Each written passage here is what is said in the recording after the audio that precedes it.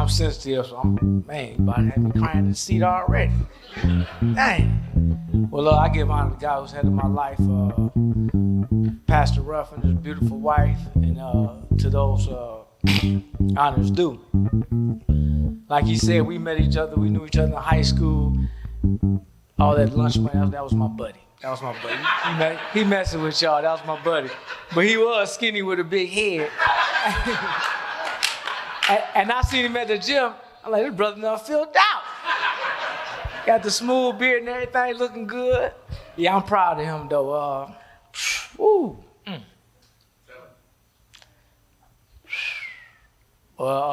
Like he said, we lost contact. I grew up, my daddy was a preacher. So I grew up PK and everything. But we thank you, bro. Just because our parents preachers don't mean that's exactly what we go do. But he did raise me up in the way I should go. And, although a lot of times I ain't go that way. And that's why we lost contact, because I went to prison for 17 years straight. And, in that time, you know what I'm saying, God was working on me. I was,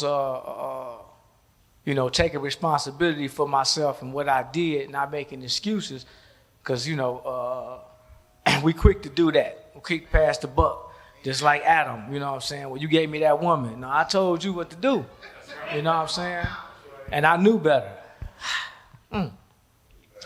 So, while I'm in there for the 17 years, half the time I was, knucklehead, doing crazy stuff or whatever. And after I left King, I went to Job Corps. Got my GED, went to Fair State, college, everything. But I had one foot on one side and one foot on the other, and we can't do both. You know what I'm saying? That's why I went to prison for armed robbery. So I was in there, and like I said I ain't want to go out. A lot of people were concentrating on how to get out. But God put something in my spirit and say, how you go stay out? That's what it was about. So it was about here and there and submit myself to him. And it was many nights I sat on that bunk and cried and say, man, I hope my grandparents still alive. So I go out there and do stuff for them and show them that all they teaching wasn't in vain.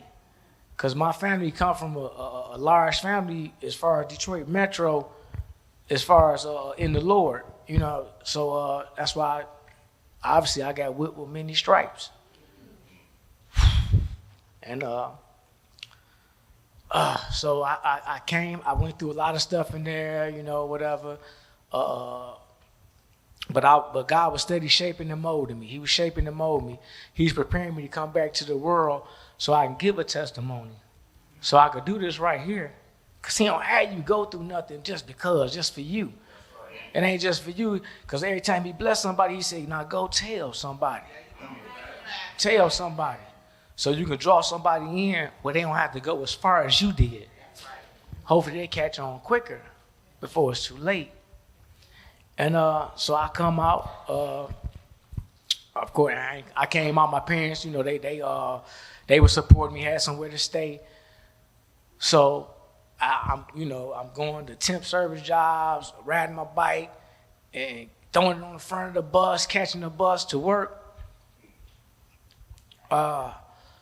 So, because I said, man, I told myself, I said, I don't care if I got to go out there and work 2 McDonald's jobs. That's what I'm going to do.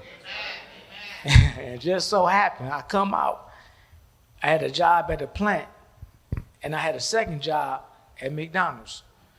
Because you speak those things into existence. You speak them like this, as if they were. That's not as if they were. So I spoke that. I kept speaking in my spirit when I was in there. Kept on praying, you know what I'm saying? So when I got out, I was off and running. I was staying focused. God kept encouraging me because I was getting a lot of doors slammed in my face.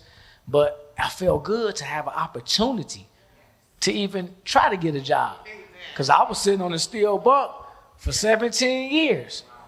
You know what I'm saying? So I was blessed, sometimes I catch myself complaining now because my grandmother and my parents, I got siblings, cousins, all that. But it seemed like for some reason, I'm the one they be calling most of the time, I guess because I'm a go.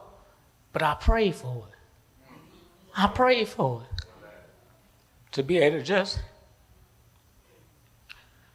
go over their house and drop them off some groceries to cut their grass. And they be calling me all the time now. Oh, man. They be calling me all the time now. But I be trying to catch myself and not complain because that's what I prayed for. And like the brother said, after, job after job and, this and that, I worked at the plant 7 years, 7.5 years or whatever. And I'm like, I got all these goals, all these talents, that God said, I don't want to be like that guy with the one talent. Y'all know he hid the talent. And God, come on, man, what is you doing? While I was gone, you supposed to multiply that, like my man with the 3 and the man with the 5. So he done blessed me. I can cut hair pretty good. So I'm a mobile barber. He blessed me. I got my own LLC in that. Personal trainer, Armando's Body Right, LLC in that. I always grew up in the church plays and school plays, all of those stuff. And I'm on Tubi. I'm in the movies.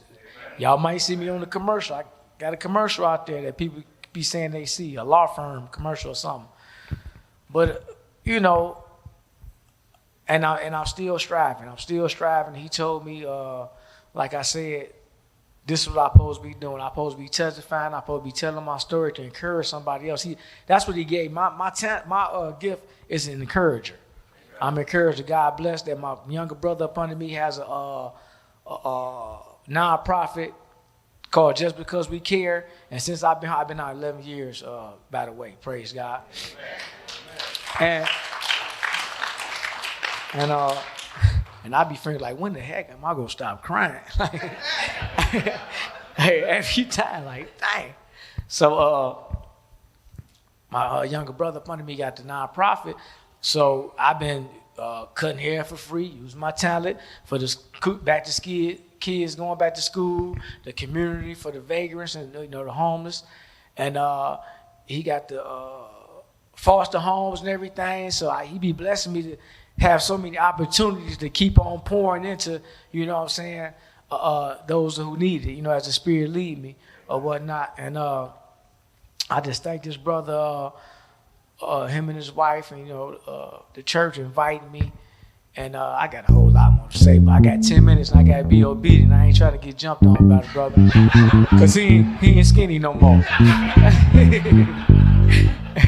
But I appreciate y'all. Continue to pray for my strength in the Lord as I pray for y'all.